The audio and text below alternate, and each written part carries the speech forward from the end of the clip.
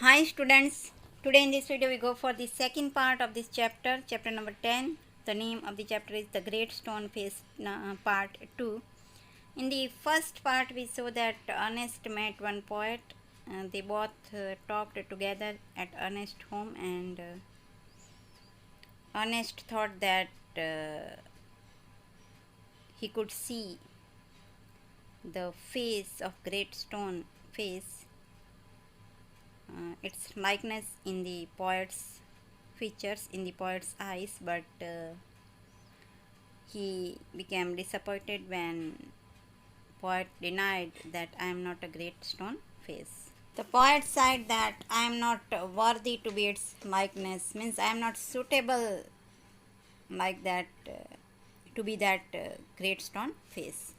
And now we see that what happened next in the story. And here is the second part, page number 131. You have to open that page. And why not? Asked Ernest. He pointed to the book. Now, when the poet said that I am not worthy to be its likeness, then Ernest asked to poet that, and why not? He pointed to the book and said that are not those thoughts worthy? Because the thoughts described in this poems, so are not those worthy? Are not those thoughts suitable to that great stone face? You can hear in them the distant voice of a heavenly song. But my life, dear Ernest, has not corresponded with my thoughts. Now, poet gave the reason that you can hear in them in the distant voice of heavenly song. Means you can read the poems, and it is and they are very interesting. They are very thoughtful poems. But my life, dear Ernest, has not corresponded. Means corresponded means been in harmony with. Means my life and my thoughts are not corresponded. They have no any harmony with. They have no match. They are not matched with each other, because my thoughts and my life are different. I have had grand dreams, but they have been only dreams. I have grand means I have very big, very large dreams, but they have only dreams. Sometimes I lack faith in my own thoughts. I have no any confidence, and I lack faith in my own thoughts. Why? Then, pure seeker of the good and true, should you hope to find me in the face of the mountain? Then why you can judge me? Why you can compare to that great stone face? Because I have no any virtues. I have no any ability to be its likeness, means to be the great stone face. The poet spoke sadly, and his eyes were wet with tears. Now the poet cried. So too were those of Ernest, and Ernest too also cried. And now we go for the next paragraph. And here is the next paragraph. At the hour of sunset, as had long been his custom, Ernest was to speak to a group of neighbors in the open air. As the hour of sunset means as long been his custom, means his habit. Ernest was to speak. He had to speak to a group of neighbors, means to some people in the open air. Together he and the poet went to the meeting place arm in arm. Now poet and Ernest, they both together went to the meeting place where they had to meet with the people arm in arm, means hand in hand. From there could be seen the great stone face, and from that meeting place they could see the great stone face. Ernest threw a look of familiar kindness around upon his audience. Ernest looked at the audience. He began to speak to the people what was in his heart and mind. Now he started to speak, and he present reflected his thoughts, what what was there in his heart and in his heart and mind. His words had power because they agreed with his thoughts.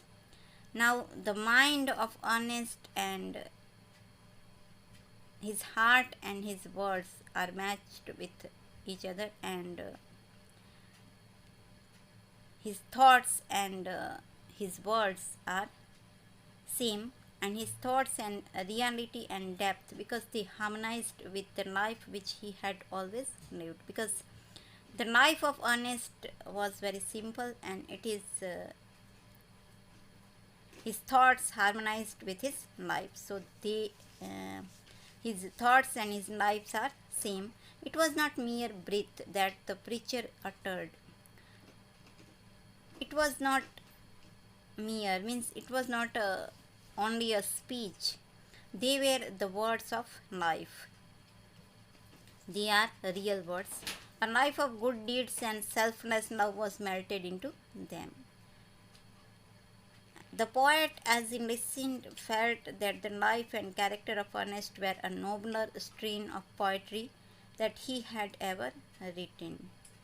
Now, the poet felt that the life and the character of Ernest were a noble strain. Strain means stress of poetry than he had ever written. Means he had no written this type of noble thoughts in the poetry. His eyes filled with tears, and he sighed to himself that never was there so worthy a sag as that mild, sweet, thoughtful face. His eyes filled with tears, means the poet's eyes filled with tears, and he sighed to himself that no one was so worthy as a sag as that mild, sweet, thoughtful face of Ernest, with the glory of white hair diffused about it. Diffused means spread all around. Ernest had white hair, and he had a glory of he had glory on his face, so it became shining. And now we go for the next paragraph. At a distance, but clearly to be seen, high up in the golden light of the setting sun, appeared the great stone face, with white mist around it. Now, at a distance means at some distance, but clearly seen, that in the golden light and high up in the air of the setting sun, what appeared? The great stone face, and the white mist means white fog around it, like the white hairs around the brow of Ernest. Now the poet compared the great stone face and Ernest's face. At that moment, Ernest's face took on an expression so grand that the poet was moved to throw his arms up and shout, "Behold, behold!"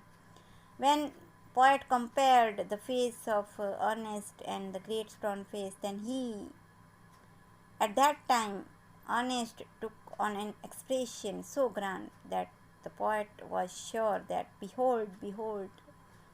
Ernest, behold means watch. Ernest is himself the likeness of the great stone face. The poet claimed that the real man, the great stone face, the resemblance of great stone face was in Ernest. So Ernest himself was great stone face. Now the poet claimed that Ernest himself was a great stone face because his life and his thoughts are matched with each other, and he is really a simple and very great and very intelligent man. And now we will go for the next page. And here is the last paragraph of this chapter. Then all the people looked and saw that what the poet said was true. Now people believed that the poet was said right, means it is true. The prophecy was fulfilled. Now the prophecy had come true. But Ernest, having finished what he had to say, took the poet's arm and walked slowly homeward. still hoping that some wiser and better man than himself would by and by appear, bearing a resemblance to the great stone face. But Ernest himself not believed that I bear a resemblance of that great stone face, and he finished his work, his speech, and took the poet's arm and walked slowly to home side. And now he had hope that one man wiser and better than me came on the valley, and I hope that man bearing a resemblance of the great stone face. So Ernest not believed that I am the great stone face. So this is the story, and I hope you understood this story. The story is divided in two parts, chapter 9 and chapter 10. And at the end we saw that really Ernest himself was bearing a resemblance of that great stone face. And this story is written by Nathaniel Hawthorne, the writer, and you have to read this story from your Honeydew textbook. Thank you.